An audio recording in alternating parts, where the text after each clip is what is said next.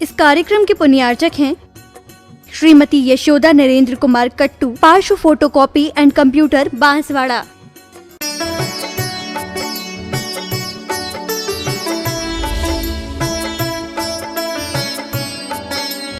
शरीर का रूप बिगड़ जाता है लेकिन स्वरूप चमक जाता है, और जो रूप को चमकाते हैं उनका स्वरूप बिगड़ जाता है। वो देह की फिक्र किए रहते हैं हमेशा। लेकिन क्या शाश्वत है? अरे भाई, आत्मा और देह दोनों का एकत्व हो रखा है, यही तो दुख का कारण है। लेकिन मोही जन उसी की प्रशंसा करते हैं। अभी आप सुन रहे थे कि संसारी जन कैसे प्रशंसा करते हैं, एक दूसरे की प्रशंसा करते हैं। तुम्हारी भी जय जय, हमारी भी जय जय। लेकिन अकेले हमारी तुम्हारी जय करने से तो जय नहीं हो जाएगी। सच में तो इंद्रिय विजय होगा तो ही सच्चे अर्थों में जय होगी।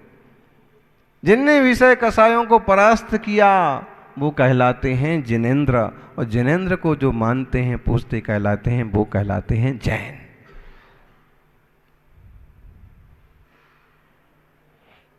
बहुत पुराना रूपक है।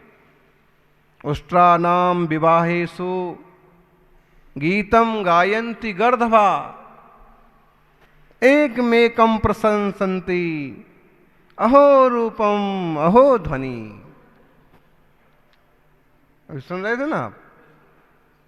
बोले गधों का विवाह हो रहा था ऊंटों का। अब ऊंट इतना टेढ़ा मेढ़ा प्राणी है,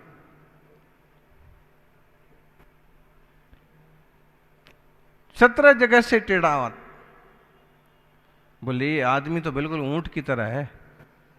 मतलब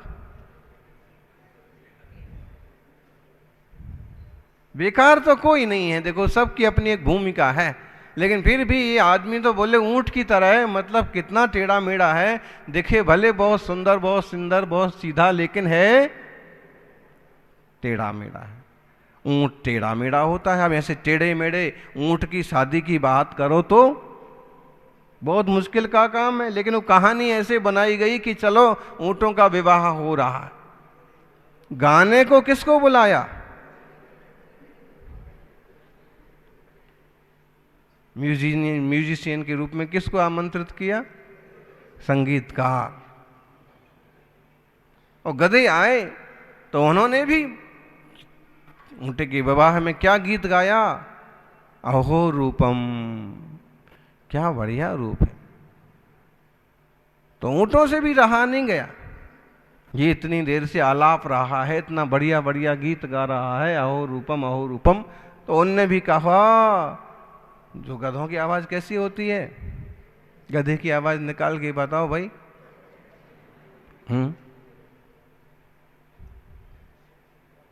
ज्ञानी सच कहें तो मिथ्या दृष्टि तो गधे की आवाज में ही जीता रहता है। गलत धारणा में जीने वाला क्या है? गधा ही तो है। धारणा बदलें। ये वो सौभाग्यशाली जीव हैं जिनकी कुछ धारणा बदली है, देवशास्त्र गुरु के प्रति सम्मान का भाव आया है। धारणा बदलिए। गधों की बढ़िया बढ़िया आवाज सुनकर के ऊंटों ने भी वापस कहा अहो रूपम। सुन सुन करके उनने कहा अहो ध्वनि। कितनी बढ़िया ध्वनि है। और मोही मोहियों की ऐसे ही प्रशंसा करते हैं। संसारी जन एक दूसरे की ऐसे ही प्रशंसा करते, आपका क्या बढ़िया घर है, क्या बढ़िया माल बनाया है। अभी हम गए सुबह सुबह मेरवाड़ा कोठी, उसके पीछे शुद्धि की बढ़िया जगह। शुद्धि की जगह देख करके तो मन जो है एकदम ग्लैड हो गया, क्योंकि जो सर्ग समिति का पालन शहरों में कर पाना कठिन होता है, यहाँ वो कठिनाई नहीं है। बढ़िया व्यवस्था है कि जंगल में पहाड़ी के पीछे शुद्धि को जाओ। शुद्धि की जगह देख करके महाराज बोल पड़े, तो चतुर्मास जैसी जगह है।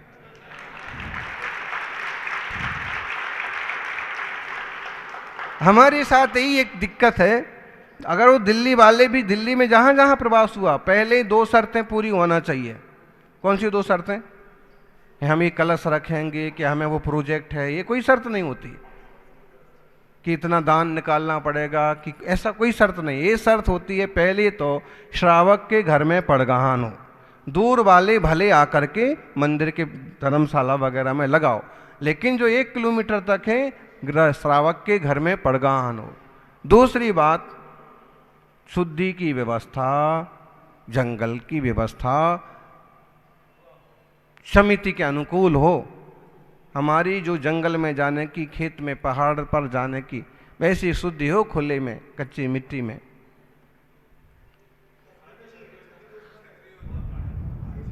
जो भी है तो वही तो कहा आपको। और कुआं तो होते ही, श्रावक के यहाँ जिनालय में कुआं होना चाहिए, यहाँ भी कुआं तो है ना।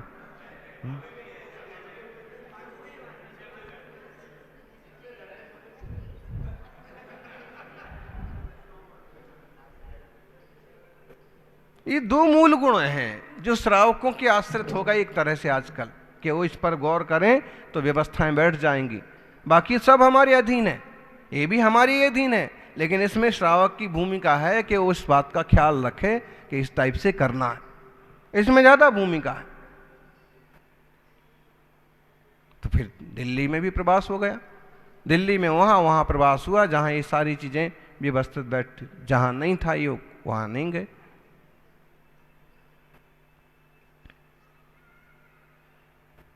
तो साधुओं के लिए क्या चाहिए? निर्दोष साधना हो, ज्ञान ध्यान की निर्मलता बनी रहे, और श्रावकों के लिए मार्गदर्शन करने के योग्य स्थान हो।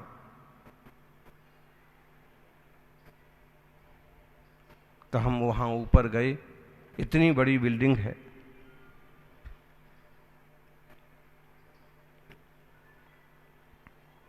कितनी पुरानी होगी?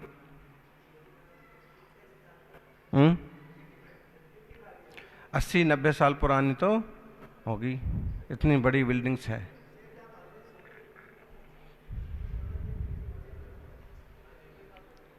इतनी पुरानी बिल्डिंग्स है, इतने पुराने पुराने घर हैं, लेकिन वास्तव में प्रशंसा जब की जाएगी तो बिल्डिंग की नहीं की जाएगी, प्रशंसा जिनालय की जाएगी, नसिया की जाएगी, धर्मायतनों की होती है। इसलिए केवल घरों के बनाने में नहीं रहना चाहिए, जिनालयों के निर्माण में आगे बढ़ना चाहिए, पूजा में भावना लगाना चाहिए। मोहियों ने कह दिया कितनी बड़ी बिल्डिंग बना दी, हम खुश हो गए, देखो हमारे घर की प्रशंसा हो गई। लेकिन जरूरी है क्या उस घर में हम हमेशा रहेंगे?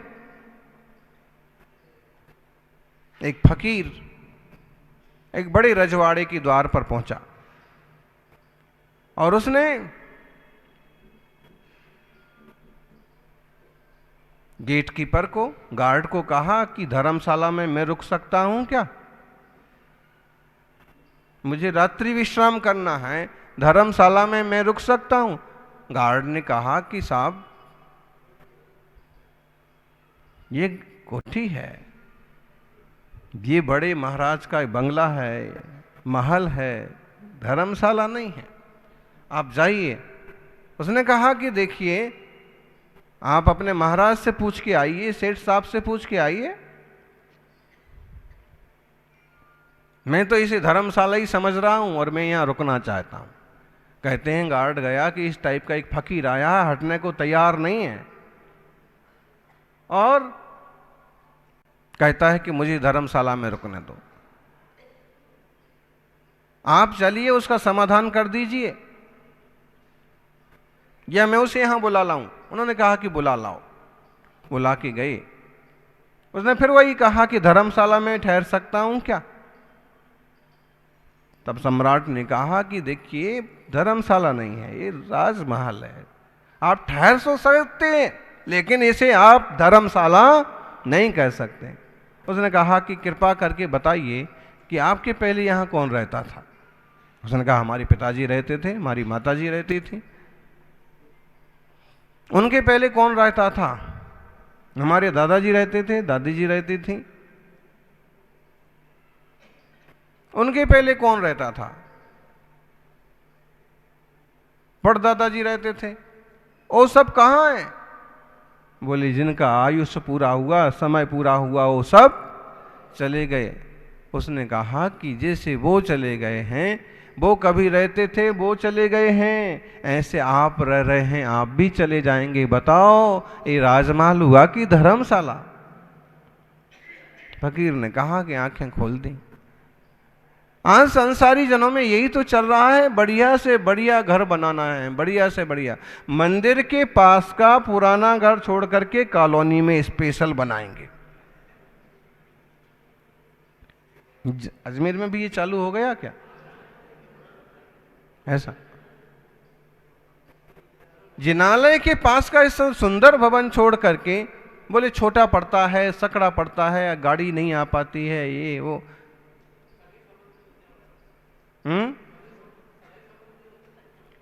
ये और समस्या है। अगर पुरानी बस्ती में घर रह गया छोटी कुलिया में, तो बोल रहे हैं कि सगाई संबंध नहीं होते हैं। पता नहीं लोग किस ढंग से सोचने लगे आजकल।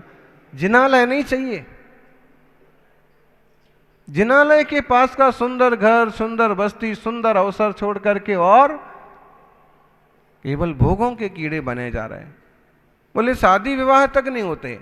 और इसके अलावा एक बात और हमको कोई बता रहे थे, बोले महाराज जी आजकल तो और विचित्र हो गया। बोले एक रिश्ता आया और बोले लड़का जो है नियम क्या क्या पालता है। हमारा लड़का तो बहुत बढ़िया है, रोज अभिषेक करने जाता है, रोज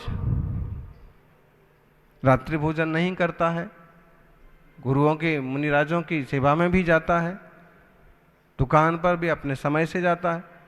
लड़की वालों ने कहा कि अरे इतने सारे नियम पालता है, लहसुन प्याज भी नहीं खाता है।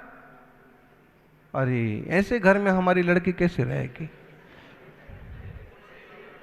इस टाइप के चोचले होने लगे, ऐसे भी लोग पैदा हो गए। बताइए, अब तो उनको छोरी के लिए तो क्या चाहिए फिर?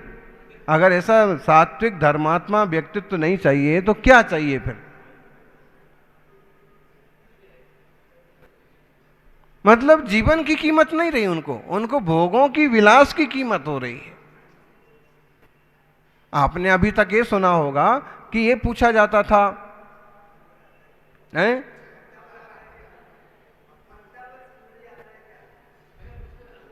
पहले इस टाइप से ही चलता था, लड़की को क्या क्या आता है, लड़की क्या क्या करती है। अब तो कहीं लड़की का ये त्याग तो नहीं है, लड़की का वो त्याग नहीं है। ड्राइविंग आती कि नहीं आती है? कितना बदल रहा है।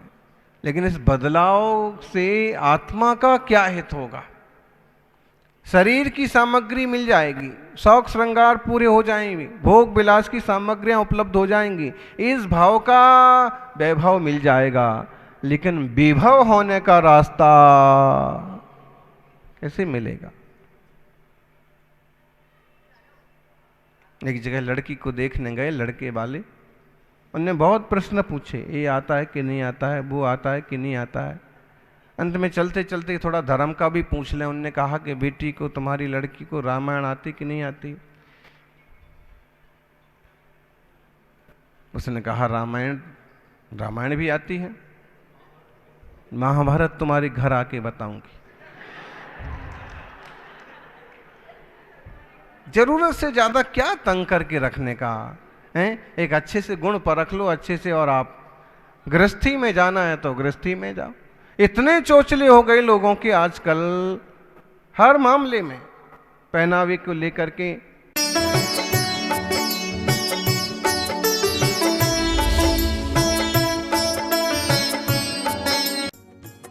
इस कार्यक्रम की पुण्यार्चक थी श्रीमती यशोदा नरेंद्र कुमार कट्टू, पार्श्व फोटोकॉपी एंड कंप्यूटर, बांसवाड़ा।